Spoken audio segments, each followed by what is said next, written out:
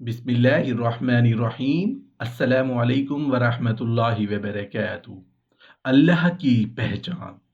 हज़रत अबू हुरैरा रज़ी अल्लाह अन्हु रिवायत नकल करते हैं कि नबी करीम सल्लल्लाहु अलैहि वआलिहि वसल्लम ने इरशाद फरमाया कि एक आदमी छत पर लेटा हुआ आसमान के सितारों को देख रहा था।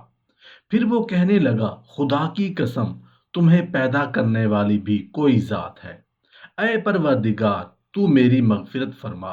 नजर रहमत उसकी जानिब मुतवज्जे हुई और उसकी मगफिरत हो गई। अल्लाह ताला ने आसमान की जानिब से पानी बरसाया। वो समंदर का खारा पानी है। अगर डाल दें आप किसी खेत में तो खेती खराब हो जाए। उस पर से बादल उठते हैं। जब सूरज की शुआएं पड़ती हैं, धूप पड़ती है, वहां से भाप उठती है, ऊपर पहुंचती है, तो ठंडी हवाओं से बादल बन गए और उन बादलों को अल्लाह ने चलाया। वरना हम और आप जानते हैं कि अगर अल्लाह की मशीयत ना हो तो बादलों से पानी ना बरसे। कितने साल ऐसे गुजरे कि बारिश नहीं होती और सूखा पड़ता है। एक बार हजरत सिरी सख्ती रहमतुल्लाह अलैह कहीं जा रहे थे। सख्त गर्मी थी और वक्त भी दोपहर का था। आपने सोचा किसी दरख्त के नीचे लेट कर कैलूला किया जाए। जब आप सो गए तो आपकी आंख किसी आवाज से खुली। आपने चारों तरफ देखा लेकिन आवाज कुछ समझ नहीं आ रही थी कि कहां से आई है। कुछ वक्त मजीद जब गौर किया तो पता चला कि आवाज उस दरख्त से आ रही है जिसके नीचे आप लेटे हुए थे। दरख्त कह रहा था, ऐ सिरी, मेरी तरह हो जा। आप बड़े हैरान हुए कि दरख्त कैसे बोल सकता है। आपने फरमाया, मैं तेरी तरह कैसे बन सकता हूँ। दरख्त ने कहा, ऐ सिरी, जो लोग मुझ पर पत्थर फेंकते हैं मैं उनकी तरफ अपने फल फेंकता हूँ। आपने बात सुनी तो सोचा कि अगर ये दरख्त इतने ही अच्छे हैं तो अल्लाह पाक ने उनकी लकड़ी को दोज़ख की ग़िज़ा क्यों बनाया। दरख्त ने जब ये सुना तो कहा, ऐ सिरी, मुझ में हजारों अच्छाइयां हैं लेकिन मुझ में एक बहुत बड़ी बुराई और खामी है जिसने मेरी तमाम अच्छाइयों पर पानी फेर दिया है।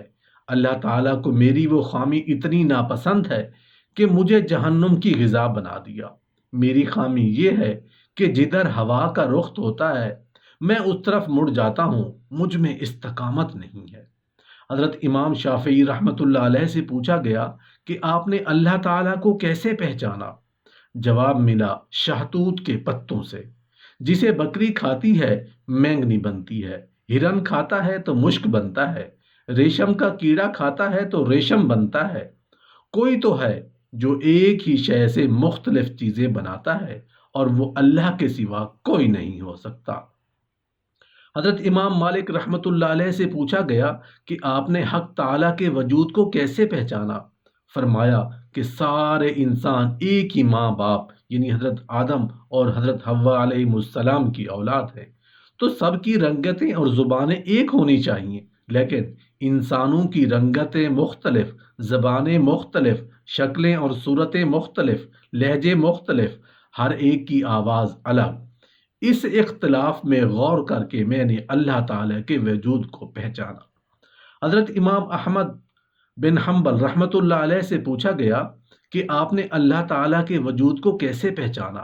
फरमाया, मेरे सामने एक सफ़ेद महल है, मजबूत कला है, उसमें ना कोई रोशनदान है ना कोई दरवाज़ा है, हवा के आने जाने का भी कोई रास्ता नहीं। उस महल की दीवार को बाहर से सफ़ेद चमकदार बना दिया गया है और अंदर से वो महल सोने की तरह चमक रहा है।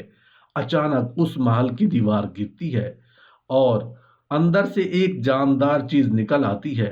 मैंने उसके जरिए अपने रब के वजूद को पहचाना कि कोई तो है जो ऐसे बंद महल के अंदर भी जान डाल रहा है। तो वो बंद महल मुर्गी का अंडा है और अंदर से जानदार चीज निकलने वाली उसका चूजा है। अल्लाह की मखलूकात में से एक चीज जमीन है जिसको अल्लाह ने हमारे लिए फर्श और बिछौना बनाया है। अगर कोई सवाल करे कि जमीन फर्श है तो ये गोल नहीं हो सकती, तो इसका जवाब ये है कि जमीन काफी बड़े इलाके पर फैली हुई है, इस वजह से हमें गोल नजर नहीं आती اور اس میں ان کے اجزاء باہم ایک دوسرے سے ملے ہوئے ہیں۔ اس وجہ سے ہمیں گول نظر نہیں آتی۔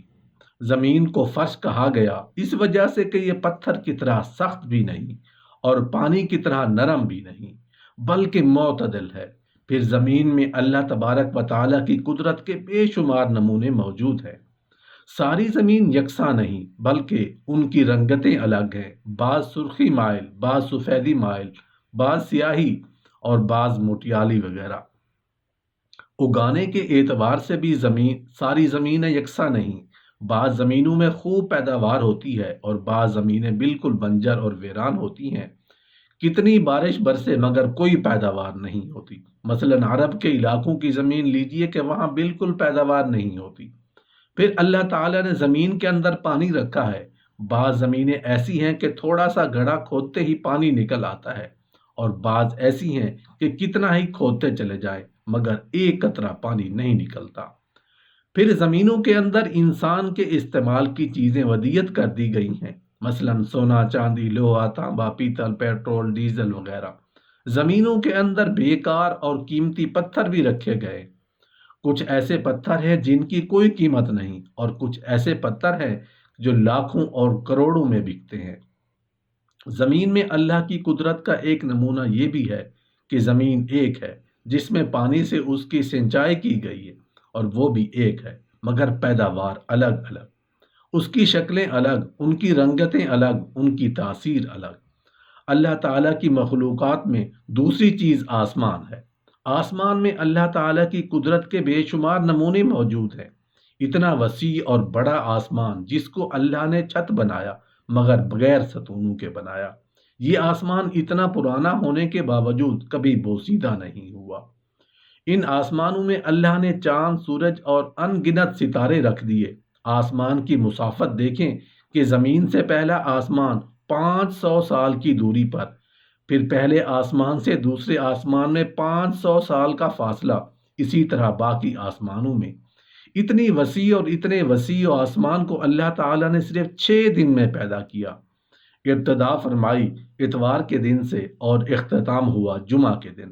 حالانکہ اللہ تعالیٰ تو ایک لمحہ میں پوری کائنات کو عدم سے وجود میں لانے پر قادر تھے، مگر یہ تاخیر ہمارے لیے ایک درس ہے کہ ہم اپنے کاموں میں عجلت اور جلد بازی سے کام نہ لیں۔ اللہ تعالیٰ کی مخلوقات میں ایک چیز یہ بھی ہے کہ اس نے زمین سے پھلوں کی پیداوار نکالی۔ ہمارے لیے درس ہے کہ ہم یہ نہیں سوچیں کہ اس میں ہماری محنت کا دخل ہے، بلکہ یہ سوچیں کہ زیر زمین جو کچھ ہو رہا ہے وہ قدرت کا کرشمہ ہے۔ درخت اور اس کے پتوں میں اور پھلوں میں اللہ تعالیٰ کی قدرت کے عجیب نمونے موجود ہیں۔ رئیس المفسرین حضرت عبداللہ ابن عباس رضی اللہ عنہ سے منقول ہے کہ ایک ساتھ کا غور و فکر تمام رات کی عبادت سے بہتر ہے۔ خادم رسول حضرت انس بن مالک رضی اللہ عنہ سے منقول ہے کہ ایک ساتھ کا غور و فکر 80 سال کی نفل عبادت سے افضل ہے۔